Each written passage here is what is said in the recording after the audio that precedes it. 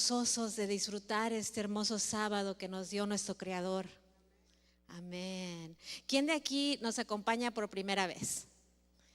¿Hay algún joven que trajo a su amigo o a su amiga esta tarde?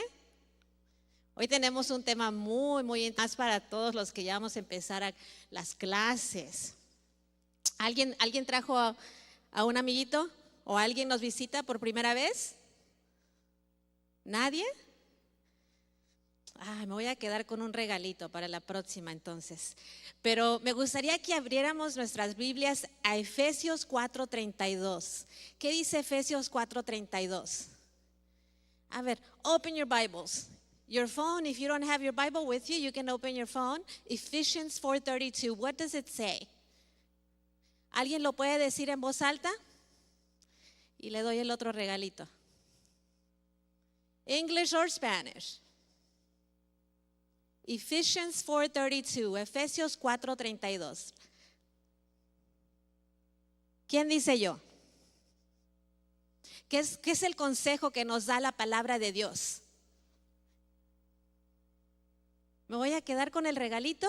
A ver, Darian lo va a decir. Pero él no cuenta. You don't count because I can give you the same gift, but I'll give it to somebody else. Ephesians 4:32 says, encourage believers to be kind, compassionate, and forgiving towards one another, just as God in Christ has forgiven them. Amén. Amén. ¿Cuántos dicen amén? ¿Qué dice? Be kind. Hay que ser amables, benignos. Hay que perdonarnos los unos a los otros como Dios nos ha perdonado en Cristo. Y como hijos de Dios tenemos ese sello, nos debe de identificar a nosotros, ser amables. Así que ahora todos los que van a empezar las clases, ¿qué vamos a hacer? Amables. Aunque otros no sean amables, nosotros tenemos que mostrar amabilidad con otros también y perdonarlos. Vamos a ponernos de pie para ir a Dios en oración. A ver, vamos a ponernos de pie para que no nos cansemos ahí sentados.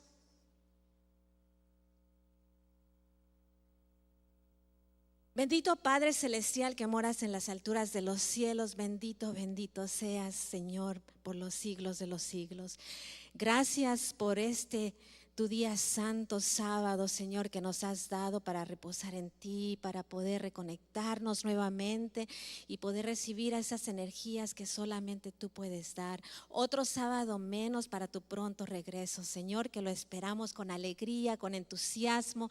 Cada señal en este mundo nos avisa que tú estás a las puertas y queremos estar más que listos para ese día, Señor. De una manera muy especial, yo pongo a cada uno de los jóvenes que están aquí presentes en tus preciosas manos para que tú los puedas guiar.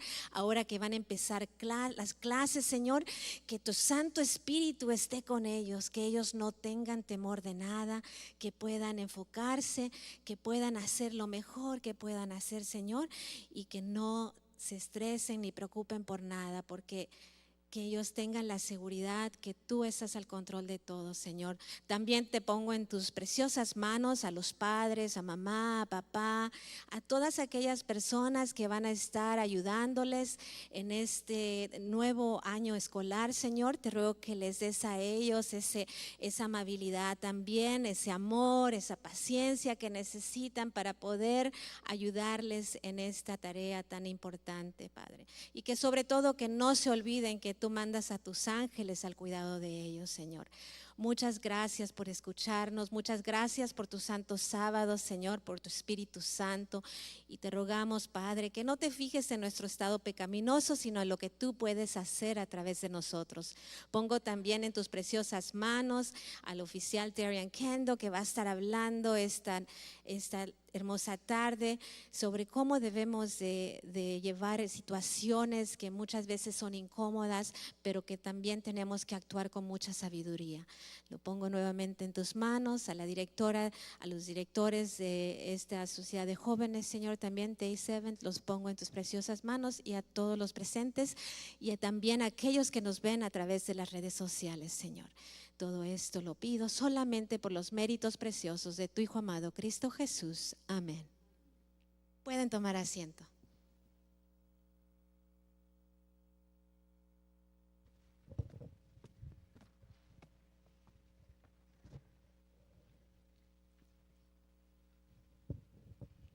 Les invito que se paren para que cantemos.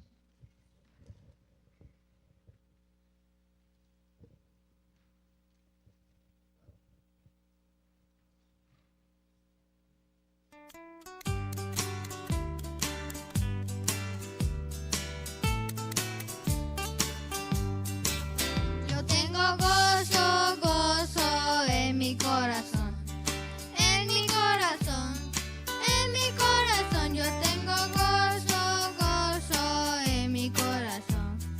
Gloria sea nuestro Dios. Yo tengo gozo, paz y alegría en mi corazón, en mi corazón, en mi corazón. Yo tengo gozo, paz y alegría en mi corazón. Gloria sea nuestro Dios. Yo tengo a Cristo en mi corazón, en mi corazón, en mi corazón. Yo tengo a Cristo en mi corazón. Gloria sea nuestro Dios.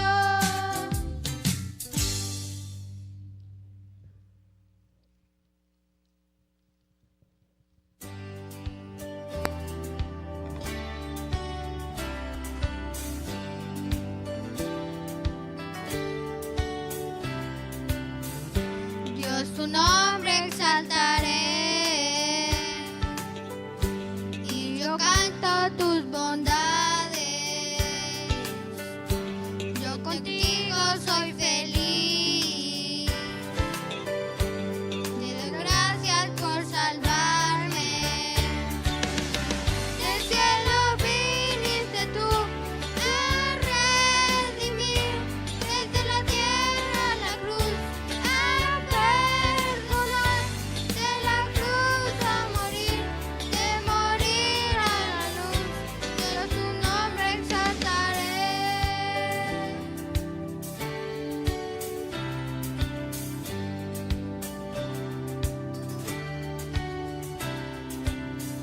Dios, tu nombre exaltaré y yo canto tus bondades. Yo contigo soy feliz. Te doy gracias por salvarme. Del cielo viniste tú a redimir, desde la tierra a la cruz a perdonar, de la cruz a morir, de morir a la cruz. Dios, tu nombre exaltaré.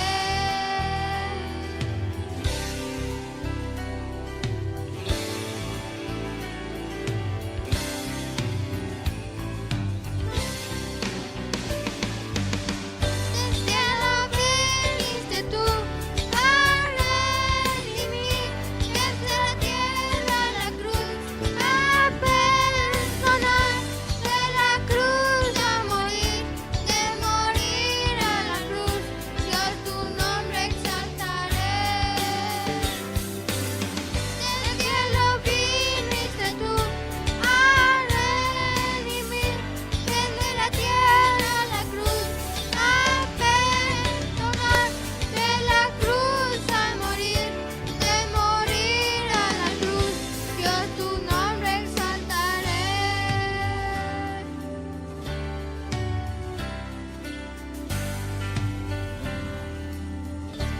Dios, tu nombre exaltaré. Ya se pueden sentar.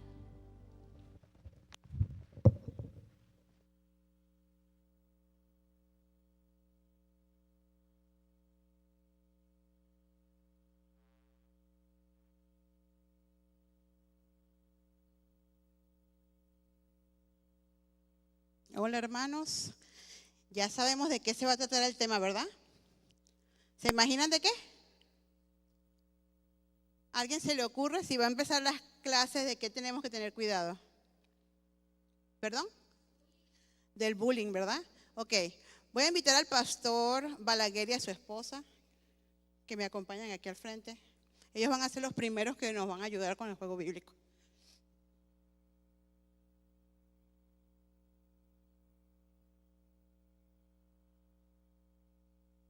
Ustedes van a decidir quién va a usar la Biblia y, o sea, ¿quién de ustedes dos piensa que va a usar la Biblia? Tú quieres usar la Biblia. Ok, pastor. En la Biblia hay ejemplos de bullying. Hay ejemplos de bullying y también, bueno, quizás no es decirlo como bullying, pero sí tienen las características que tiene el bullying. Y también hay consejos cómo manejar esto. Entonces, este personaje, a mí me gustaría, por eso lo llamo a usted, me gustaría que este personaje usted sea quien explique el bullying que le hicieron a él y tú busques en la Biblia con ayuda del pastor ¿Dónde se encuentra? dónde se encuentra. Oh, ok. A ver.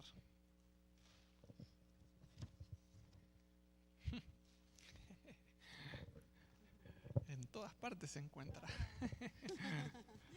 Pero usted dice tal vez una ocasión específica. Sí, una ocasión específica, la que usted decida. ¿Digo quién es? Sí, claro que sí. Ok. Me tocó Jesús. Y creo que todos sí hemos conocido o estudiado, leído la historia de Jesús. Si bien la infancia de Jesús no es muy amplia, no hay muchos detalles, hay más detalles del ya Jesús adulto, pero sabemos que desde temprana edad Jesús inclusive fue rechazado por sus hermanos conforme él fue creciendo. ¿Por qué? Porque él tuvo hermanos o medios hermanos, podríamos decir, porque sabemos que él nació del Espíritu Santo a través de María. Y se cree que José, él ya había tenido otro matrimonio o una mujer antes de María. Y ahí, porque hay mención de los hermanos de Jesús en la Biblia. Entonces hay veces donde, las pocas veces que se menciona, vemos que la actitud de los hermanos hacia Jesús es como de desprecio, como de incomodidad, como que ¿quién es este? Acuérdense que allá en la antigüedad los hermanos mayores o el mayor era el que mandaba, al que se le daba respeto, y que de repente Jesús, que tal vez si bien era el primogénito de María, pero no de José, pues ¿quién es este, no? Para decirnos a nosotros cómo deben ser las cosas. Entonces hubo situaciones que, como dice la hermana Lilian, que tienen características de bullying, aún hablando de lo que es cuando era joven, cuando era niño.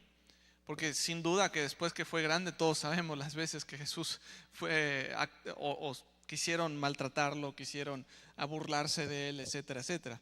Pero hablando quizás de cuando fue su juventud, hay pocas situaciones donde se menciona entonces principalmente la relación que tuvo los hermanos de Jesús para con Jesús. También hubo situaciones donde hubo esa actitud hacia María y a José que al mismo tiempo involucran a Jesús, porque acuérdense que para esa época, no solo, bueno, para hoy también, creer que una mujer de repente diga, no, que el Espíritu Santo me embarazó, hoy tal vez nos reiríamos, ¿verdad? Diríamos que es descabellado. Bueno, en esa época era igual.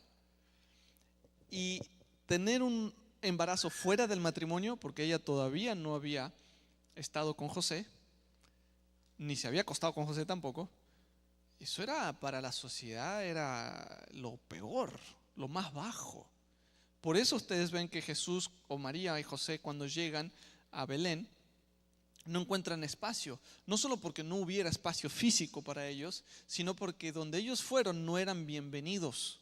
Porque así como el chisme hoy se corre como pan recién salido del horno, en esa época igual. No hacía falta WhatsApp ni internet, el chisme se corría y se sabía que venía una embarazada con un hombre que no se había acostado con él, era virgen. Imagínense una embarazada virgen.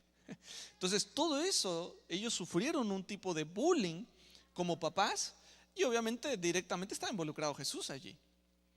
Inclusive hasta tuvieron que huir cuando Jesús ya había nacido porque Herodes lo quería matar, tuvieron que ir a Egipto. O sea, vemos a Jesús y su familia rodeado de situaciones donde lo trataron de menos. Despreciados fueron por la misma sociedad, hasta por los mismos familiares. Despreciados. Entonces, una situación ahorita,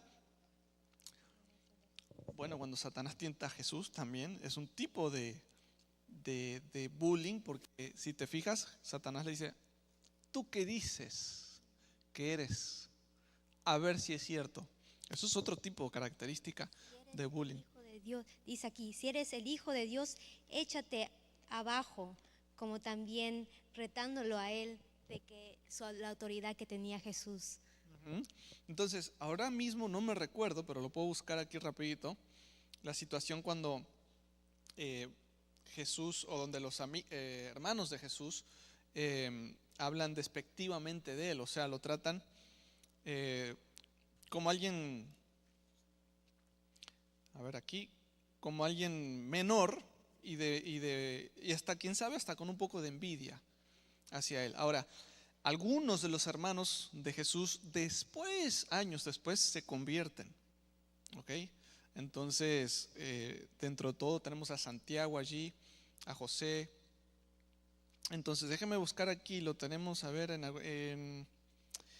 déjame ver, Mateo capítulo 13, podemos ir aquí a Mateo capítulo 13.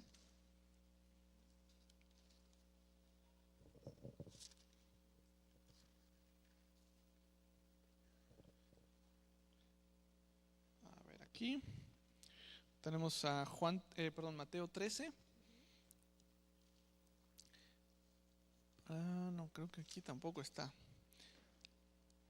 ¿Alguien se acuerda? ¿En qué versículo está esa situación cuando Jesús... a ver, Mateo 12, un poquito antes. Mateo 12, versículo 46, fíjate.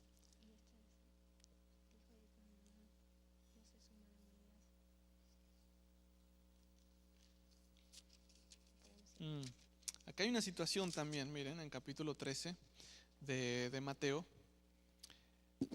Cuando Jesús visita Nazaret, dice: cuando Jesús acabó de contar estas parábolas, partió de ese lugar, se fue de su propia tierra y enseñaba en la sinagoga de tal manera que quedaban sorprendidos y decían: ¿de dónde es este hombre?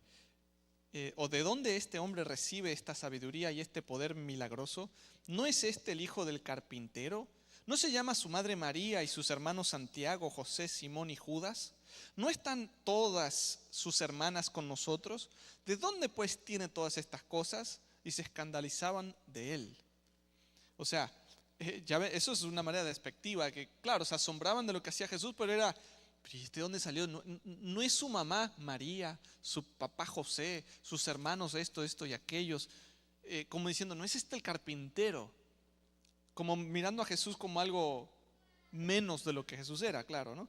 Capítulo 12, versículo 46 de Mateo, a ver aquí.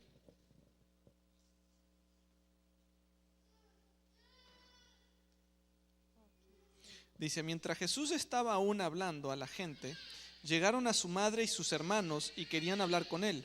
Alguien le dijo: tu madre y tus hermanos están afuera y te quieren hablar.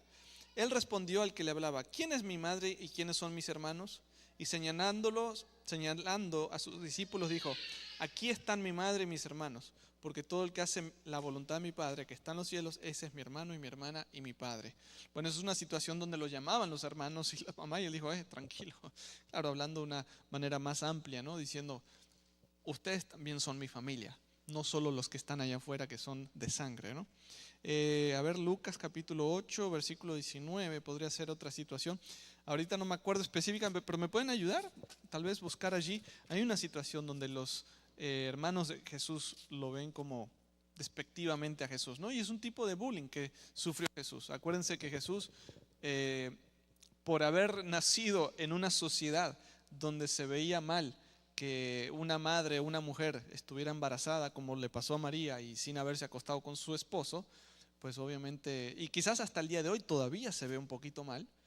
Las cosas han cambiado un poco, pero quizás dentro de una iglesia que una muchacha de repente venga embarazada sin haber estado casada, socialmente no se ve muy bien. Bueno, en esa época sin duda no se veía bien en lo absoluto y eran hasta a veces la familia misma los rechazaba y los echaban de las casas.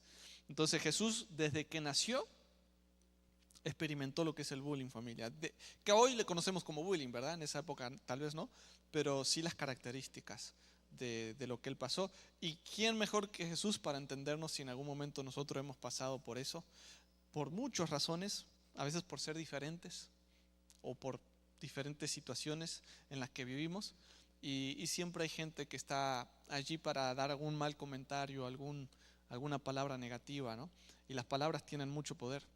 La palabra da vida o quita vida, ¿no? La palabra es poderosa, pero por cuestión de tiempo, hermana, sé que tiene más aquí, ¿no? Voy a buscar, ¿sí? ¿Tiene? Ok. Dos más, ¿ok? Sí, 2 jóvenes. A ver, no adultos, ¿eh? No, esta vez jóvenes. Jóvenes. Déjame ver, voy a tapar aquí la luz que si no, no los veo bien. Ay, ay, ay.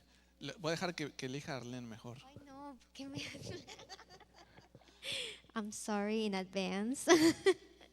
A ver, voy a ver.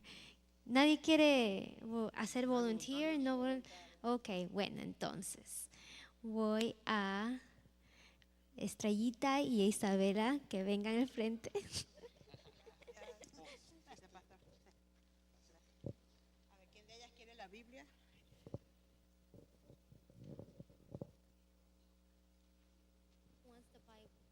¿Quién quiere la Biblia? ¿Quién va a usar la Biblia?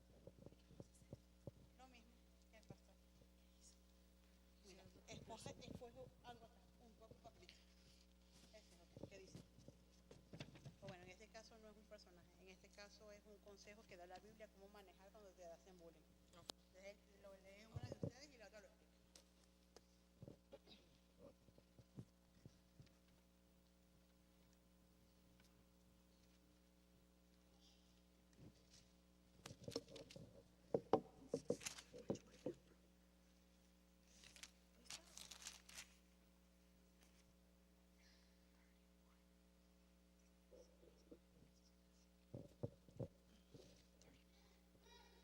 Dice, haced a los demás como quisieras que ellos os hagan. Okay. Bueno, eso es casi muy difícil. Eso es muy difícil. Yo no he experimentado el bullying, o sea, bien feo, pero o sea, yo creo que todos a un momento hemos estado en la experiencia de que alguien nos dice algo o nos actúan con nosotros en una manera que no les gusta. Y para mí es muy difícil, pues casi es igual como amar a tus amigos, pero que tus enemigos sean más cerca. Eso es muy difícil, pero también si tú dejas que esa persona vea de que no te molesta o de que tú eres la persona más grande, después de mucho tiempo te dejan porque no sale reacción de ti, no sale lo que ellos buscan. Después de un tiempo se van a ir, pero es muy difícil. También yo creo que es tener a alguien con quien hablar de esa situación, porque si tú solo lo estás manejando va a ser más difícil, y también como todas las emociones se te están piling up and you're bottling it all up, que a un momento se va a explotar. Eso también es difícil hacerlo, pero obviamente con la ayuda de Dios se puede hacer. Yo creo que, la golden rule, basically.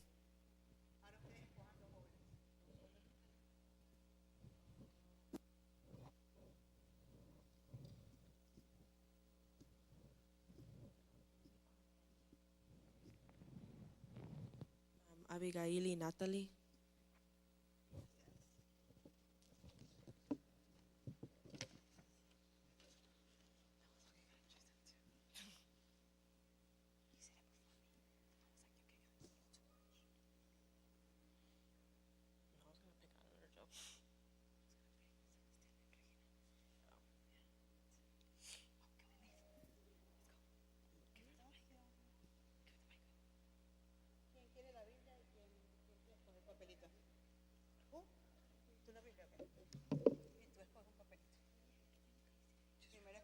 y te explico qué tienes que hacer. Ajá, ya lo cogiste, ábrelo, a ver, ¿qué dice? No sé, José. Entonces tú tienes que explicar cómo José recibió bullying. Y tú tienes que buscar un ejemplo de José en la Biblia, cuando le hicieron bullying. Aquí te pongo el micrófono, no te asustes. Primero, si tú quieres decir, primero tú ve diciendo lo que, de lo que ya tú conoces de José, cómo tú piensas que le hicieron bullying a él.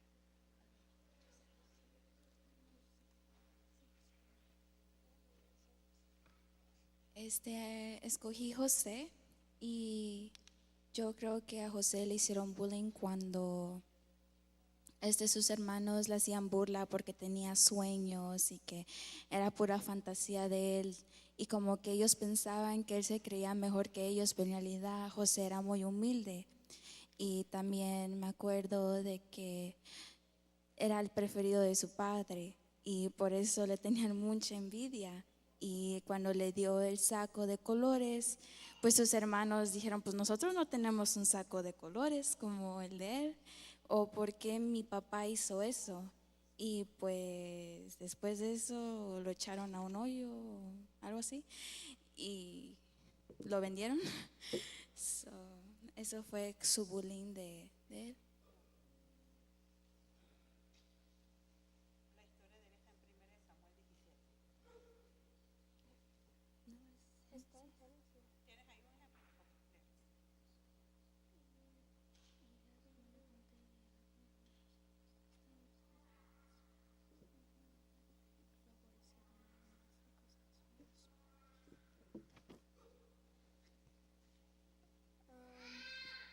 En Génesis 37:8, y respondieron sus hermanos, ¿has de reinar tú sobre nosotros o has de dominarnos? Y lo aborrecieron aún más a causa de su sueño y de sus palabras. Muy bien. Escojan a 2 jóvenes. Aprovechan y se pueden venir.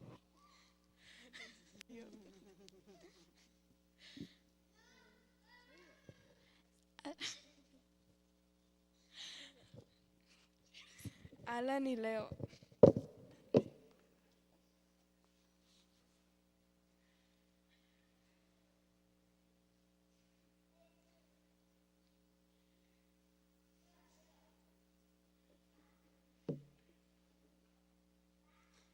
¿Quién quiere la Biblia? Tú, Leo, la Biblia. ¿Tú quieres la Biblia? Escoge tú un papelito.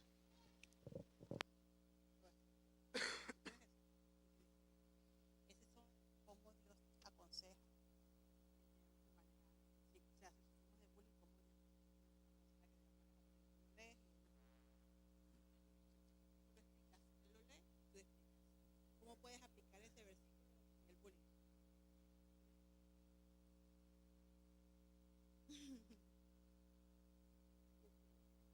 A leer Romanos 12, 17 y 18. ¿El micrófono? Sí, ajá. 12 al 10. 12, 17 y 18. No paguéis a nadie mal por mal. Procurad lo bueno ante todos los hombres. En lo posible, en cuanto dependa de vosotros, vivir en paz con todos. Mateo 5. Mateo para acá.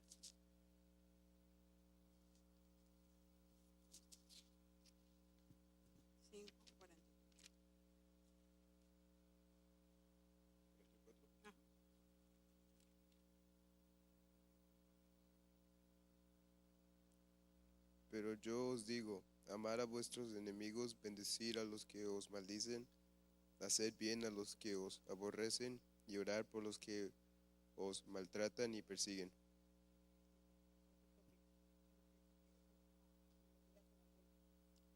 Bueno, estaba hablando como de no hacer mal a los enemigos, aunque que ellos te hagan algo malo, tú también puedes responder con bondad y tratar de no hacer lo mismo que ellos te hacen a ti. Escojan 2.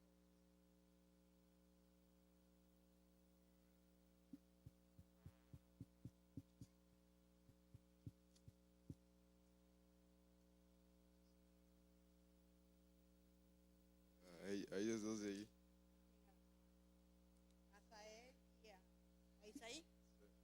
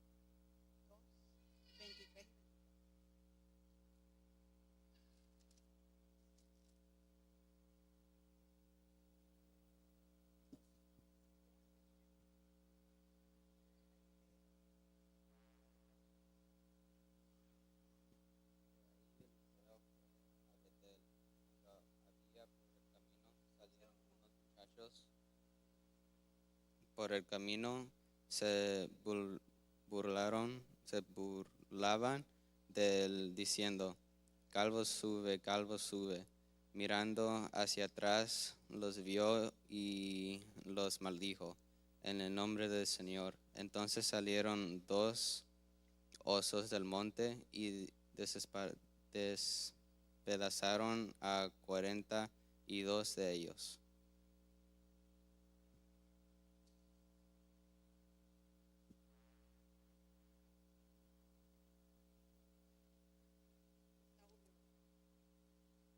Pues está obvia y la historia cuenta cómo Eliseo se burlaron de él porque era calvo. Entonces, esas fueron las consecuencias que ellos que tuvieron que pagar. Escoge 2 jóvenes. Si no saben los nombres, los señala.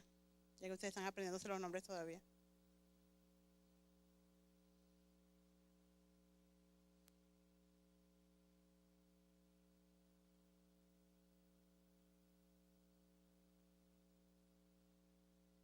¿Los ayudo? A ver. Bueno, vamos a coger 2 adultos para que...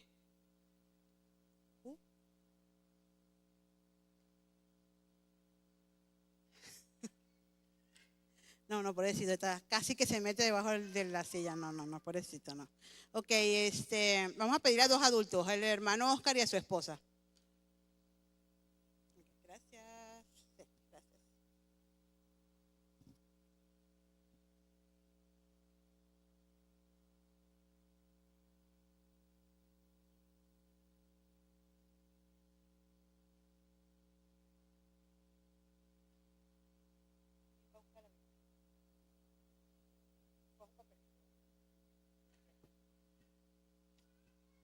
Ok, cómoda.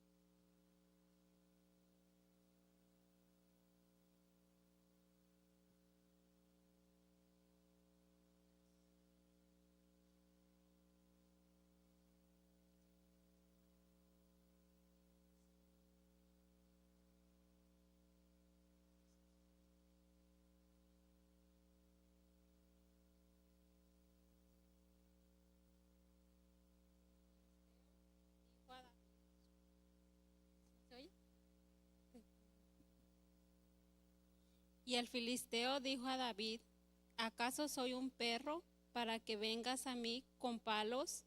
Y maldijo a David por sus dioses.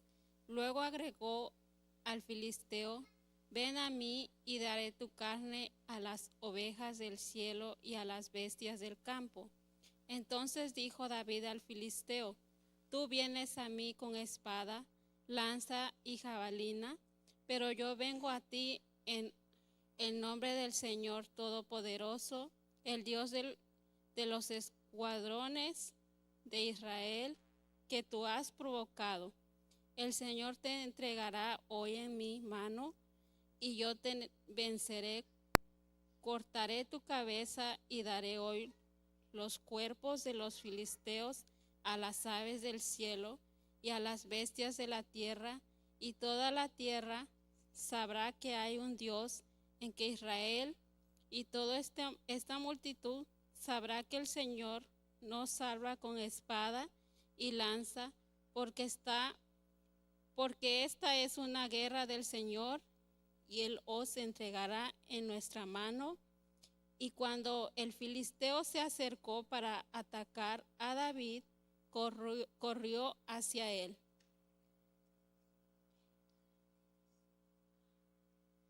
Cuando el filisteo vio a David, lo tuvo en poco, porque era joven, rubio y de hermoso parecer. Dice que el gigante cuando lo miró, lo tuvo a poco. Como que insignificante, una persona muy alta viendo a un jovencito bajito. ¿Se acuerdan ustedes cuando iban a la escuela a los que estábamos más bajitos, cómo nos decían? ¿No se acuerdan? Yo me acuerdo que uno lo decía en el taponcito de alberca, porque somos más bajitos y personas más altas. Entonces, cuando el gigante mira a David, dijo, esto en 3 patadas resuelvo el asunto. ¿Por qué? Porque él era un gigante. Sin embargo, vemos cómo David, con la ayuda de Dios, logra vencerlo. Entonces, ahí es una manera de cómo David sufrió el bullying. Gracias. Escojan 2 personas, por favor. A Ever y a su esposa. Ok, Eve y Ana. Ujú.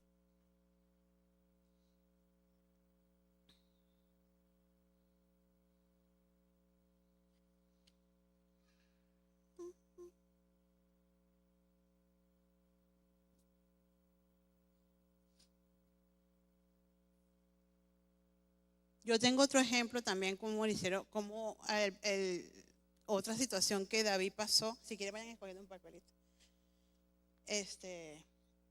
El rey Saúl también, cuando lo perseguía. También yo siento que fue bullying lo que hicieron con David. Ya que él, por haberle ganado a Goliat, se ganó el odio de Saúl.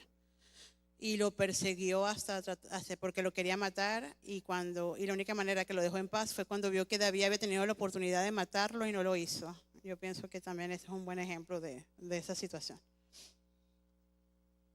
Los hermanos van a leer 2 versículos donde ellos van a dar cómo la Biblia nos aconseja que debemos manejar el bullying.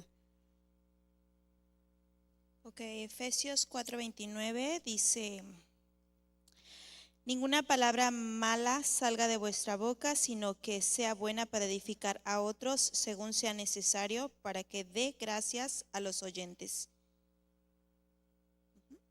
¿Tienes, Santiago?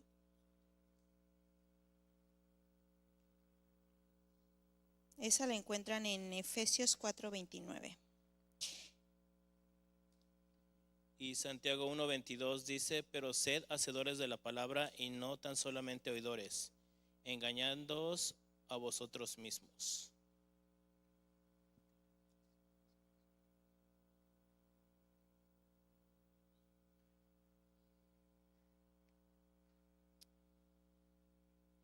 Bueno, yo creo en el versículo que yo leí, dice, ninguna palabra mala salga de mi boca. Yo creo que como mamá siempre el consejo que le doy a mis hijos es, antes de abrir la boca, piensen en lo que van a decir y piensen si lo que van a decir va a hacer sentir mal a la otra persona, mejor no lo digan, ¿no? Entonces, creo que la Biblia es muy clara en decir, ninguna palabra salga de tu boca que no sirva para edificar, mejor no la abras.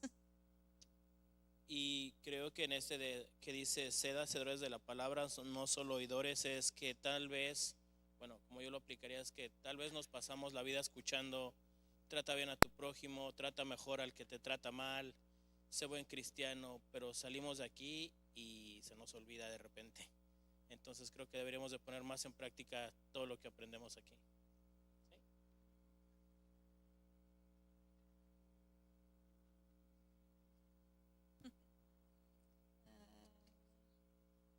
Analí e Ivette.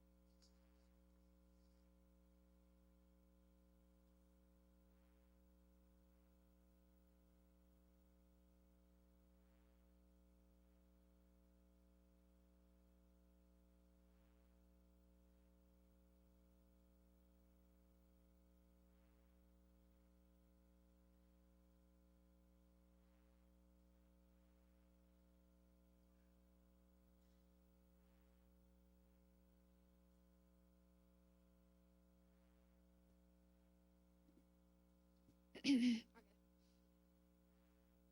el segundo es semejante: amarás a tu prójimo como a ti mismo. No hay mandamiento mayor que todos estos. Bueno, con esto igual se va un poquito a lo que hablaron, ¿no? Las palabras cuentan. Entonces, de igual forma, la forma en que tratamos a nuestro prójimo debe ser como queremos también que uno nos trate a nosotros, ¿no? Como dicen, trata como quieres ser tratado. Entonces, de igual forma, si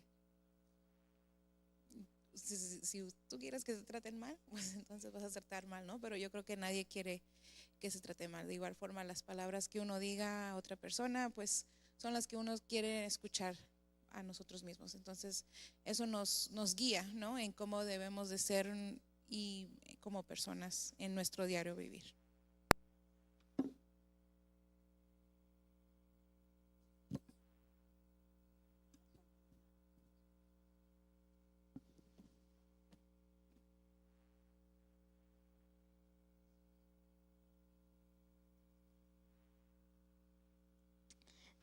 Les pido que se levanten para que nos escuchen cantar.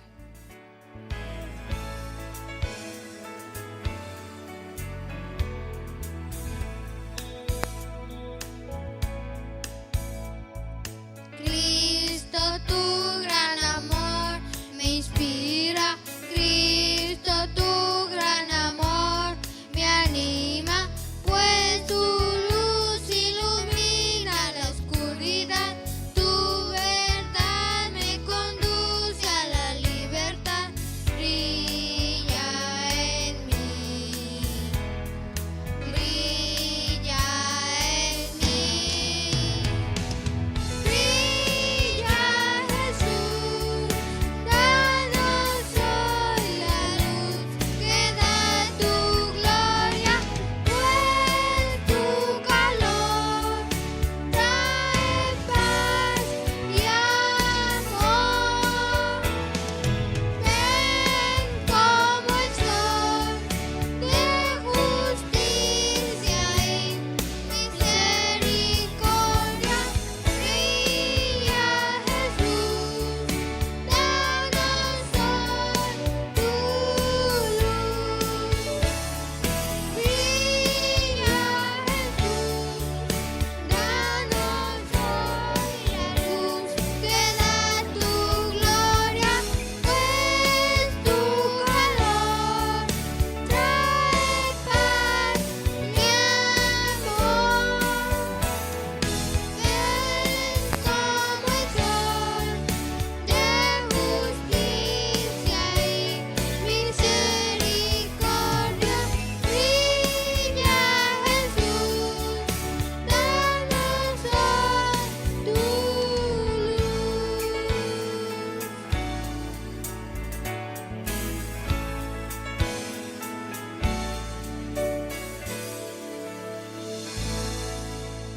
Ya se puede sentar.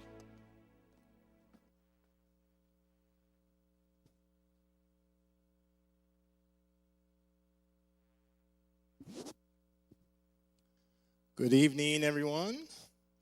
Toda familia, levántate sus pies, por favor. Todo familia. Todo. Levántate tus derecha manos.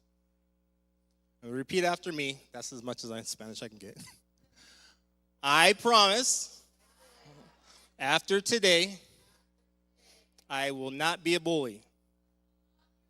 I promise, if I see any bullying, I will step in and stop the bullying. And I promise, Hovis, that I will respect my parents and my sister and brother and do not bully. Parents, I promise that I will respect my children and follow Colossians 3:21, which says, do not anger your kids, all right? All right. See it there. All right. Now that everybody's promised about bullying, I could not wait to talk about this to everybody. I know a couple people that I need to have conversations with. But, you know, bullying is a very, very prominent thing that's happening in schools. And I know, how many are about to start school? Raise your hand. When does school start for you? Monday? Everybody starts on Monday? Okay, 2 weeks, right? No, next Monday. All right, cool. Now, when you all go back to school, you're going to have to hold this promise, okay? Like I said, a lot of things are happening. I'm not an SRO, but I have a lot of friends who are, and they tell me a lot of situations and things, and it's mind-boggling of things that happen in schools. All right? So tonight we're going to dive into bullying, what not to do, and how to prevent it, okay? Where's I got to turn this thing on? Okay, so is this a real thing going on right now? Raise your hand if you guys have experienced bullying in your life. Okay, we're going to be honest tonight. If anybody has experienced being bullied, raise your hand. Maybe I can ask. Okay. How many have a brother and sister who are younger than them? Raise your hand. Okay, how many have a sister or brother who's older than them? Raise your hand. Well, come on, guys. You guys can't be in the middle, right?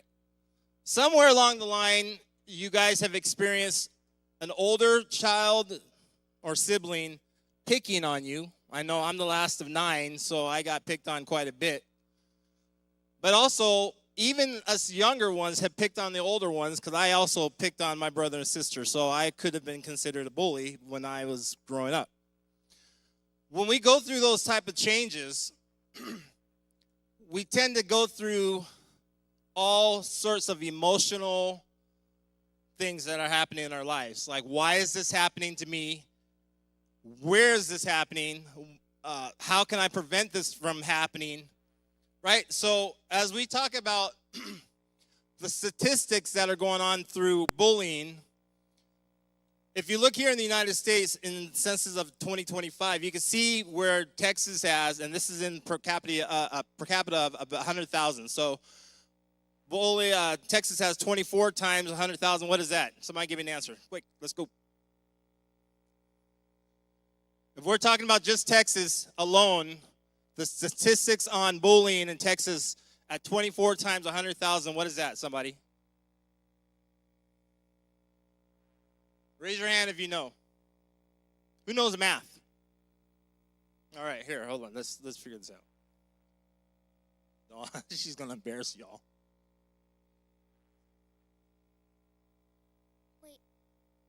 Wait. Somebody pull out a calculator. What is that? Huh? There you go. That's a lot of bullying that's happening right now as of 2025, right? 2,400,000. Okay.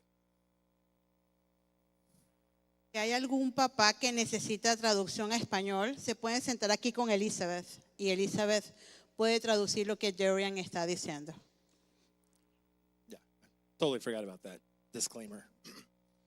So that's a lot of people that are being told that they're bullies here in 2025.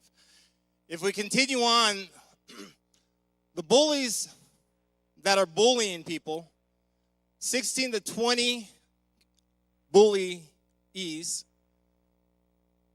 lose their life. Okay? So when somebody's getting picked on so bad that they end up taking their own life. Okay? Who's considered 9th through 12 right now? Raise your hand if you're in 9th grade through 12th. Raise your hand. I know we have some over here. Right back there. A lot of this stuff pertains to you. So, percentage of public school students that are cyberbullying. Anybody know what cyberbullying is? What is cyberbullying? Computer, that's not it. Just the only one. What else? Video games over here. Man, you guys must be doing a lot of cyberbullying if you know that much. Okay, so yeah, cyberbullying is social media, anything to do with the internet or anything outside of personal bullying, okay? We talked about in the previous months, bullying on school property. A lot of things happen in school. Now kids are taking it outside of the school and saying, hey, let's just take to the parking lot. Let's get off school property. Why? Because principals cannot deal with anything that's not on school property. So they get in neighborhoods. It happened in Forney not too long ago. There was a big incident in Forney where kids waited to get off the bus and start smacking other kids, all right? Now we look at the threats of violence and harassment. Again, 4.13 per 100,000, grades 9 through 12 only. You know what a threat is? Basically is, hey, I'm going to beat you up after school with this bat when we get off this property because you deserve it. Does anybody deserve to get beat up with a bat? Come on, guys. Nobody, right? Brandished with a gun. Not even hit with a belt. We were spanked a lot when I was growing up. I think that was cruel, but hey, that was back then. And we look at percentages of teachers reporting threat and injury. Just for teachers reporting that, per 100,000 is, what is that? 9.96 per 100,000. A lot of statistics, guys, on bullying alone. Percentage of students threatened with a weapon. That's just not a bat. That's a gun, a knife, a lot of things happening. Again, 7.12 in Texas alone per 100,000.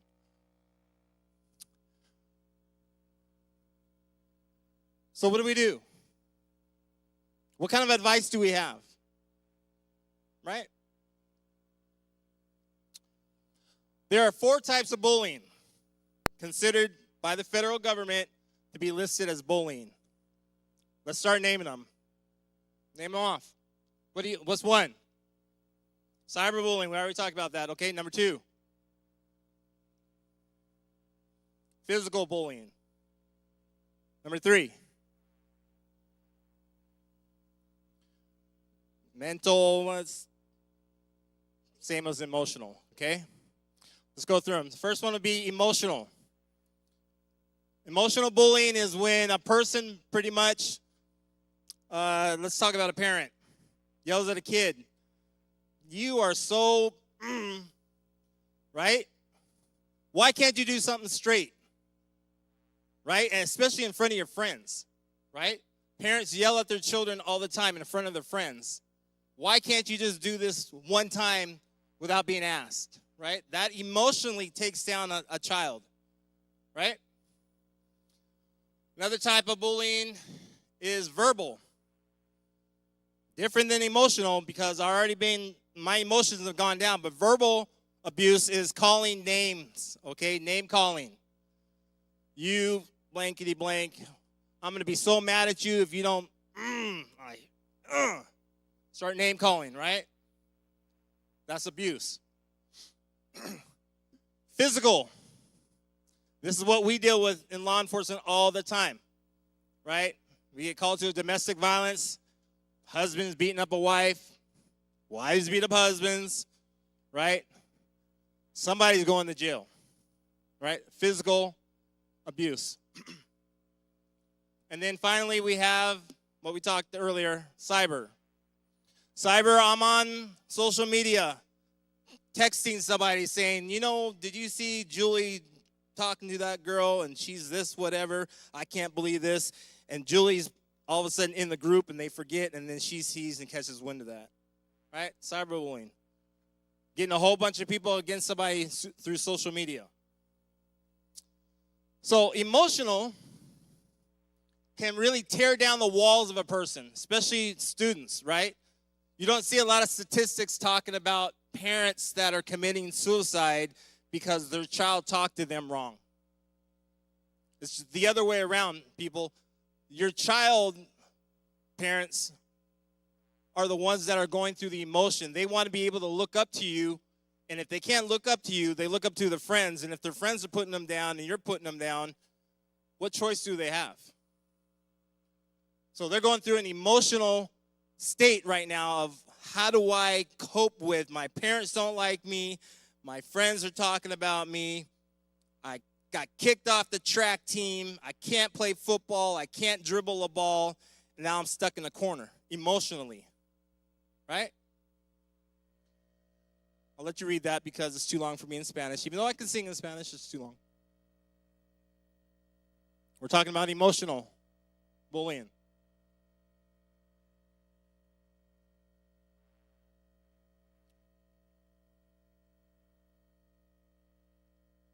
So again, emotional bullying is when a person basically is just calling and threatening names and everything else, not name calling, but more or less telling them you are just worthless. You are worthless right now. Why can't you do something? That's emotional bullying. Talk about verbal name calling. You, whatever, right? A child, again, parents call their children names all the time, and children talk to their parents out of the side of their neck and say things they're not supposed to talk to about anyways to their parents.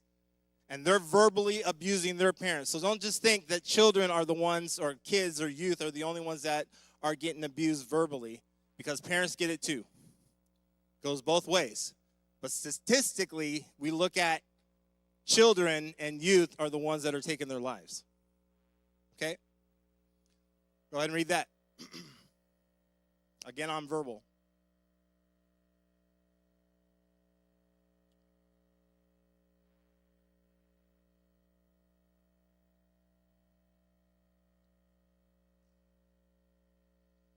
Okay, now we're going to talk about physical abuse. Again, parents fighting against parent, that's physical abuse. But also parents beating down children. There's so much happening in the news nowadays that you can't even keep up. Parent, I was reading the other day, was beating their child with a hammer, and the brother tried to step in, and she said, just let me finish him or her. So it's happening. There's abuse happening, and it's just not kids fighting against kids. Parents are doing physical abuse, and even kids now are beating up their parents. All right? Physical abuse.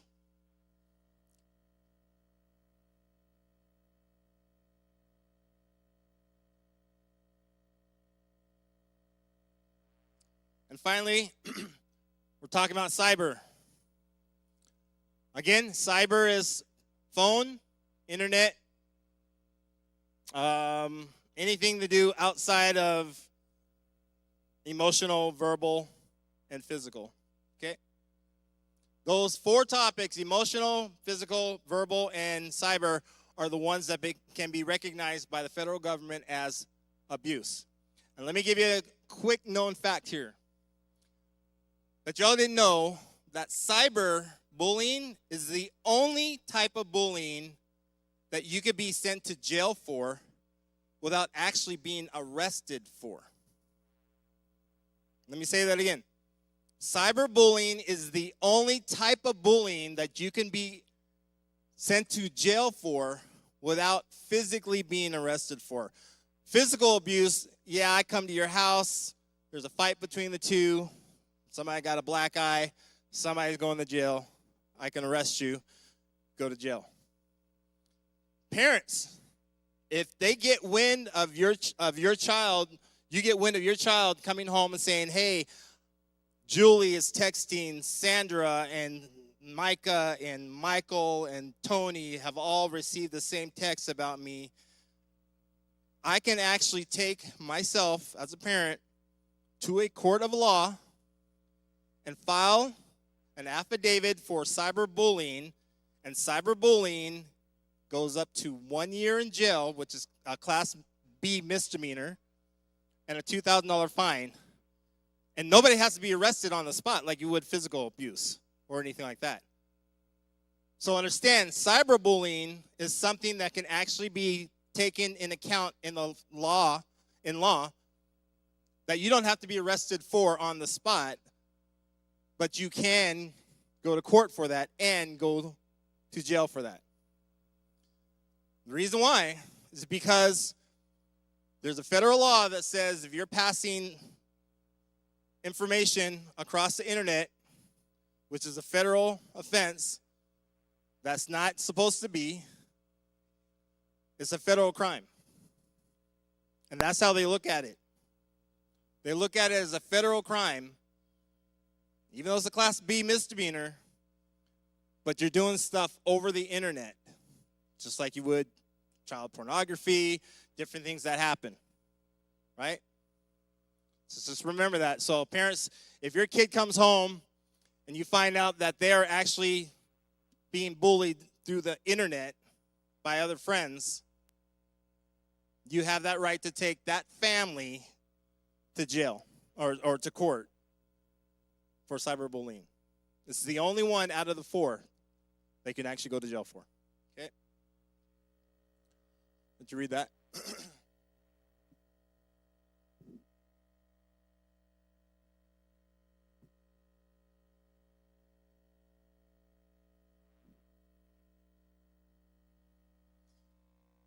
Okay, so the percentage of students 12 through 18 in the U.S., even though I have 22 over there, that's actually should be 24. Cyberbullied at school in 2023, 24, and 25. That's just this year, guys. And then cyberbullying via social media, 23, 24, not 22, and 25. Do you see something happening there in the pattern? Is it getting better or is it getting worse? It's getting worse, right? And that's just for cyberbullying. Imagine if I were to throw out statistically about physical abuse, all the people that get arrested, all the people that go to jail because of a domestic violence, how big that would be. Or how many fights are actually per capita are taken every day at school. And it's so funny, I just found this out too. If you get caught fighting in school and you go to the principal's office, they're required to write this down, send that census to wherever they send it to, and that census becomes how we're getting these numbers. I mean, that's just from fighting in school. It's not like go back to your class, whatever. They have to take down every incident of why the fights are actually happening in school.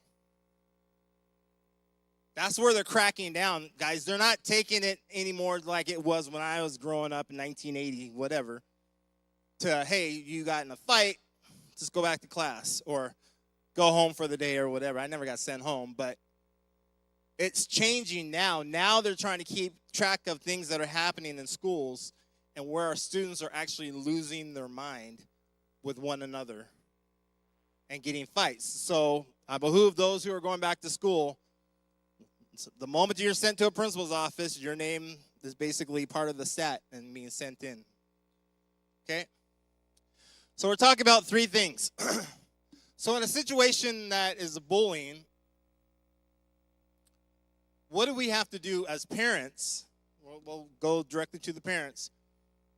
When we find out that our child is going through a bullying situation. Remember these things. TPK. T stands for talk.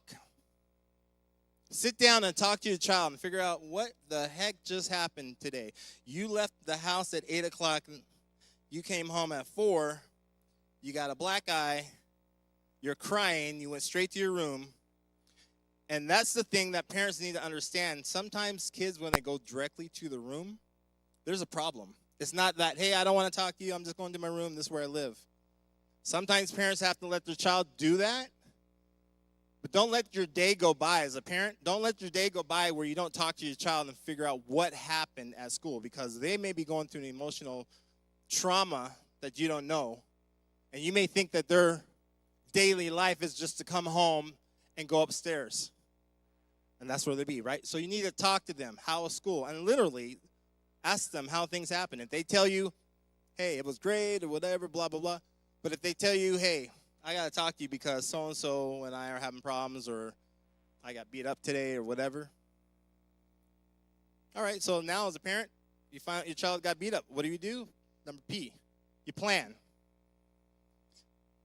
Tell you about my mom. If I ever came home, it didn't happen, but my mom and my wife could tell you, type of woman she is, had she found out that I got beat up at school, she would have grabbed her backpack or her purse or whatever it was, in her house shoes, in her curlers, no matter what time of the day is, and went directly to the school to find out what happened. She would have planned the next stage of, well, my son just got beat up. Didn't happen, but just got beat up. Now she's planning on figuring out what happened. And as parents, we need to make sure when we talk to our child, we know everything that's happening with that child. And we plan our next step. Not to retaliate by no means, because then it's going to be a whole lot of problems. You don't want to go down there and have an attitude, because then you're going to end up, the parent's going to go to jail.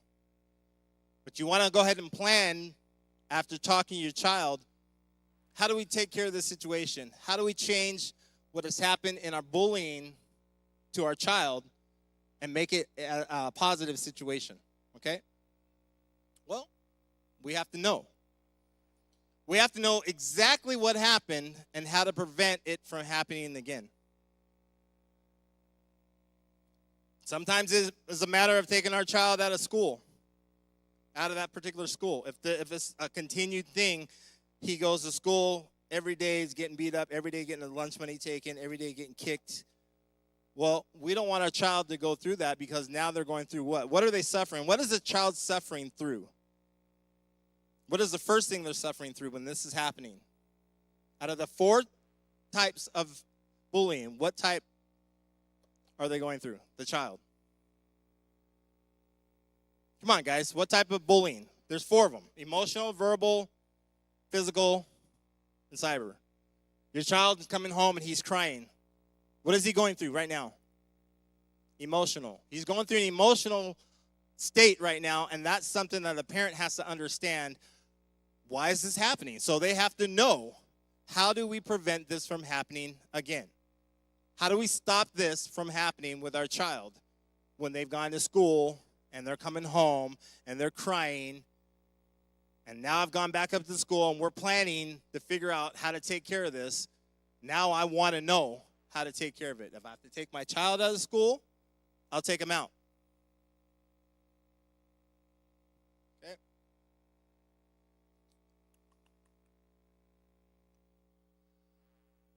Girls, ladies, do you guys remember this show? Raise your hand if you know what this show is. Right there.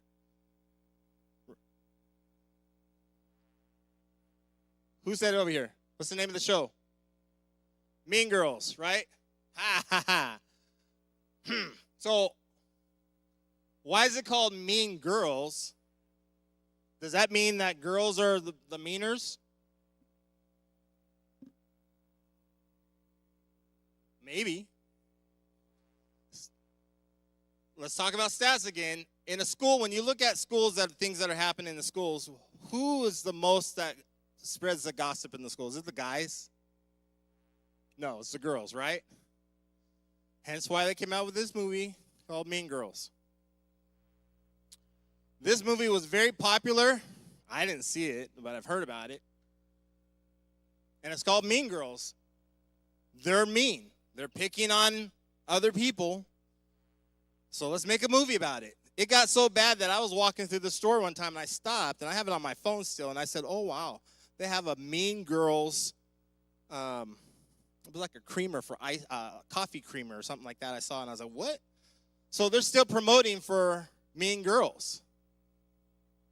Not to say that girls are completely mean, but y'all do the most gossip. Not the boys. The boys are doing the aggressive, the physical side of it, but when you talk about the girls are the ones that are gossiping and pushing to say, hey, let's talk about her hair. Oh, look at that makeup. She got one blue eye and one pink eye. Right? Just imagine if boys had a movie called Mean Boys. Wouldn't that look kind of weird, like guys pulling their hair and different things like that, right? It's not a movie out there like that called Mean Boys, because it's more Mean Girls. Okay? So again, let's talk about statistics. 1 of 10 who are bullied end up taking their life. That's 1 of 10. So how many people we have in here? Like maybe 60, 70, about 84 people in here. So out of those 84, we got 1 in 10. How many are going to commit their lives? 8, right? And they end up quitting school.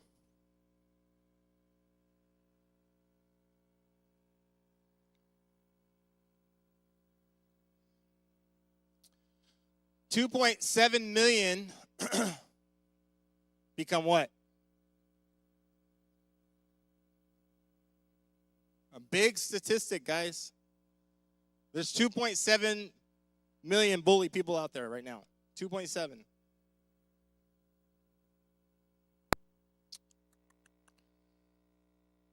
%, want to get back at people. I got picked on. You got picked on. There's 84 people in this sanctuary right now. I could be wrong, but I'm sure I'm close. 87% of us want to get back at the person who bullied us, right?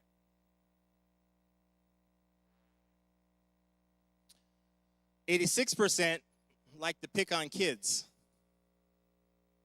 And be honest, again, raise your hand if you've ever picked on your brother or sister. Raise your hand. All right, I'm taking names. All right? I know for a fact that we don't have the nicest kids in church or even in school because kids grow up. They want to have their own identity. They want to have this about me at this moment in time. We try to have the nicest kids in church, and we teach them the things that we want them to know as parents.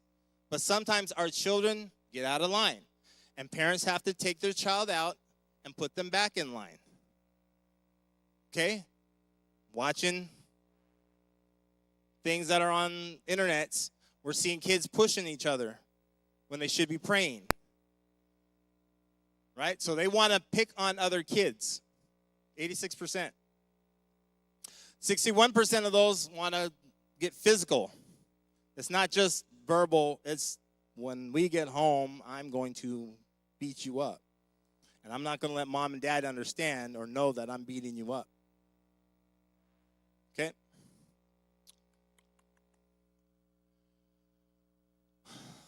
So what advice can I give? Can anybody give me advice? Raise your hand if you can tell me how you actually parents, how you actually handle a child if they were coming home to you about bullying. Raise your hand. Somebody just give me an answer.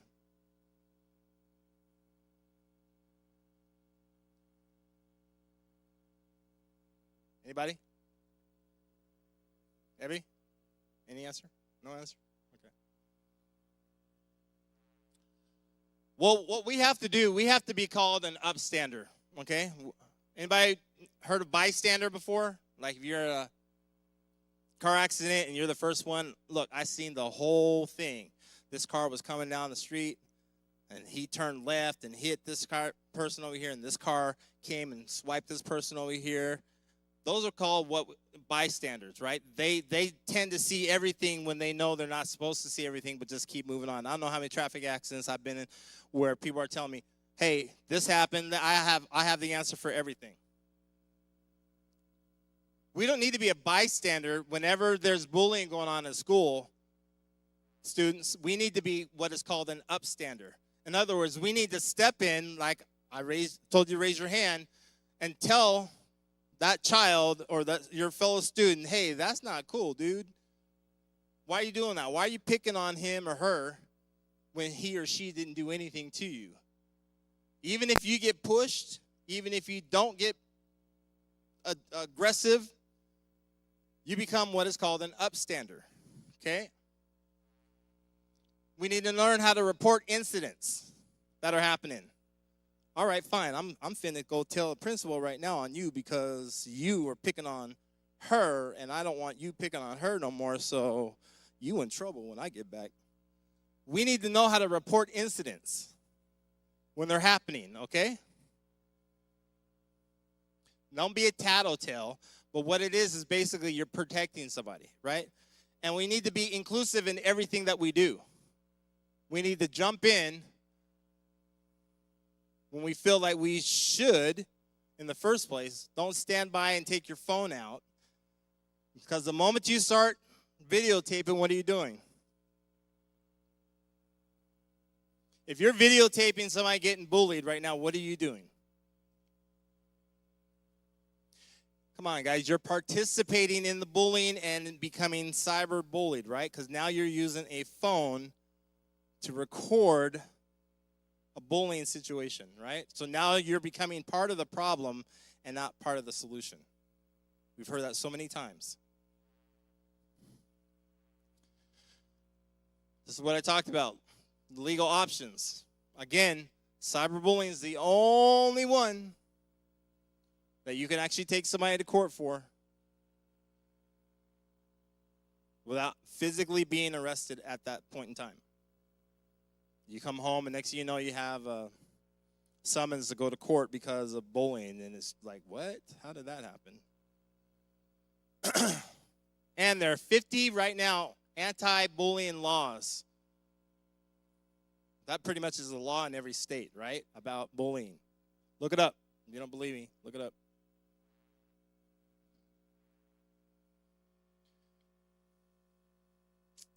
So why does a bully think that they can just intimidate and be, when I get to school, I'm going to see Brandon and I'm going to do something to him? Why do I feel like I can intimidate somebody? Why do people say, man, you fat? Really? Even if you're working out. Why does a person think that they can call somebody a name? For the most part, they feel like they can intimidate somebody because they're the ones that feel, if I were in this situation or before I get in this situation, I'm going to do it to somebody else. They become, this inner self in their mind becomes, before somebody bullies me, I'm going to become the bully, and I'm going to start a gang, and I'm going to start this because I feel inferior to that person. Right? Men, I told you, men are the aggressors. You don't see a lot of cat fights. I mean, nowadays probably girls scrapping like they need to. But for the most part, you see the men causing violence and aggression. The girls, what are they doing? Talking, hating. Why? Because they want to be the popular ones. They want to be popular. They feel that they're inferior to another person because he or she looks better than her, or her hair is done different. Right? How many teachers do we have in here?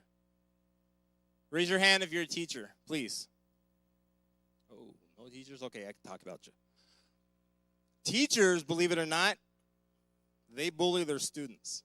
Oh, there's a lot of incidents that are with teachers who intimidate their students to do their work, and if they don't, I'm going to put you in ISS. I'm going to do all kinds of stuff to you. I'm going to tell the SRO to come deal with you. All kinds of stuff. Teachers intimidate students all the time. And then when they're confronted, they try to use their educational certificate to say, well, I'm just trying to better my student. And that student's over here in the corner because he or she is not doing their work, so I just took them away from the rest of the students. When in fact, they are bullying the student and causing emotional stress now to this student, who's now going to go home and talk to his parent or her parent and run upstairs, and the whole cycle starts. So it can start actually in the classroom with a teacher. Don't think that they're excluded. Teachers should have this in their classroom. 4 types of bullying: physical, verbal, social, and cyber. Social being physical, emotional. These rules need to be in the classroom. What do they have in the classroom now? Does any student go to class right now and raise your hand if you can and tell me that there's something similar to this in your classrooms. There's not, right? There's really not. Because why? Teachers don't stress enough about bullying that is happening in the school until it actually happens. And if their class is the one that's involved in the bullying, then they all of a sudden want to step up and say, I didn't know that was happening. What happened? Julie, why were you doing this? I didn't know all this time. Yeah, yes, you did. Yeah, you did. You just were absent. The teacher was absent because they didn't want to be involved until now they're involved. So our teachers need to have something like this in the classroom to deter a lot of our students from bullying, and maybe they will take an account of themselves, not to bully or intimidate students. Parents, moms and dads, told you you're not excluded. When we have our child, and there's the thing called discipline. Don't get me wrong, but there's also a thing of not bullying your child. The Bible talks about children need to be respectful to their parent, right? The Bible also says parents don't make your children angry, right? Train up a child, but parents don't make your children angry. It goes both ways. So parents have to understand, just because a child does something wrong, yeah, you can discipline them, but when we start talking about abuse and physical abuse and verbal abuse, and you're at a track meet and you're a football game and you're yelling at your kid and all kinds of things are happening, you don't want to do that. You don't want other people to look at you as a parent and say, wow, do you see how he's or she's reacting to her child right now? Yelling and screaming and causing a big scene in front of all these people. When you get home, I'm going to tear into you. And sometimes a child will tear back. Try it. See what happens. Now we have a war going on right here, right? We have parent against child, child against parent, and something's not going to be right. So parents need to understand you cannot be a bully either. You have to listen to your child. You have to understand what emotions they're going through, what type of physical traumas they're going through, what verbal stuff can be given to a child. They retain that information, and then it gets passed on, and kids think, okay, if you were talking to me this way, then I could talk to my wife or girlfriend this way because this is how you're talking to them, so this is what I could do. And it's just a revolving door, people. It's a mess, really, right? So what we have to do as a parent, we have to be able to sit down with them. And what were those three letters I told you about? Do you guys remember? TPK, remember? What does T stand for? Talk. Talk to your child. Tell them, hey, what happened in school today? Even if they come home and they go straight through the room, at some point, don't let the sun go down before you have a conversation with your child and ask them about school. What does P stand for? Plan. If your child is going through bullying, how are you planning on getting your child out of that emotional state from being verbally abused or even physically abused? How do you plan on dealing with that? You don't want to go down, as a parent, you don't want to go down to the school and start having it out with the principal and the teachers and fighting there, because then we get a call and then we're on our way, and then next thing you know, somebody's going to jail. Right? So you plan.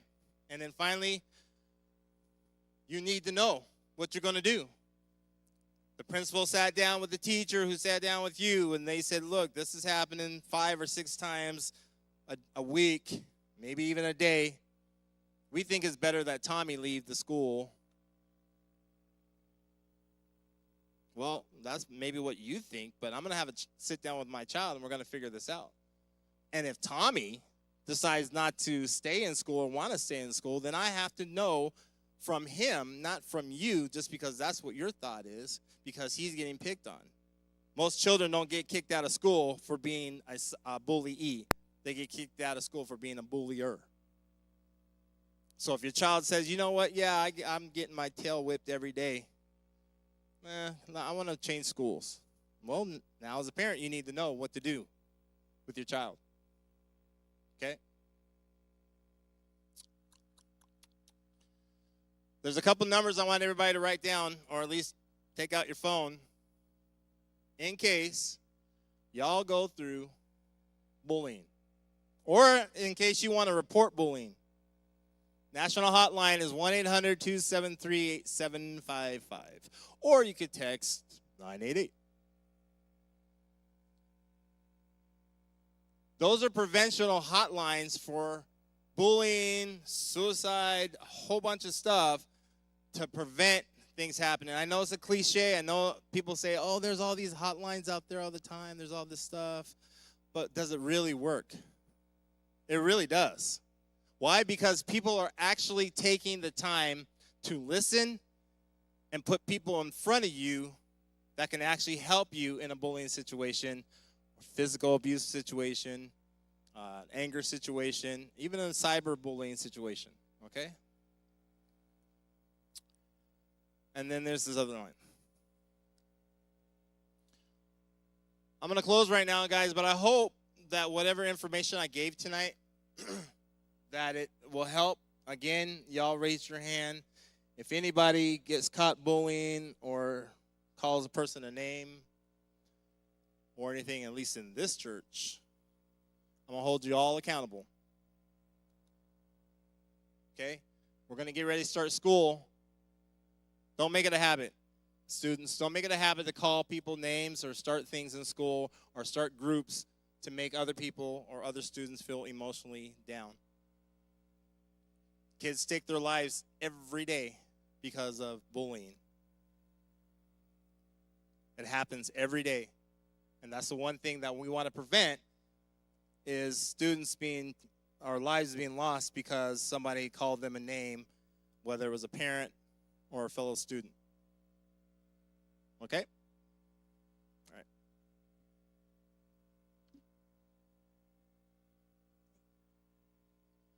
Bueno, hermanos, si tienen preguntas, ya saben que se pueden juntar con Darren y con Elizabeth. Ellos están listos para ayudarles si ustedes están en alguna de estas situaciones. Y también recordemos que nosotros no seamos los que traigamos estos problemas a nuestra familia. Mientras los hermanos recogen las ofrendas, vamos a dar nuestros anuncios.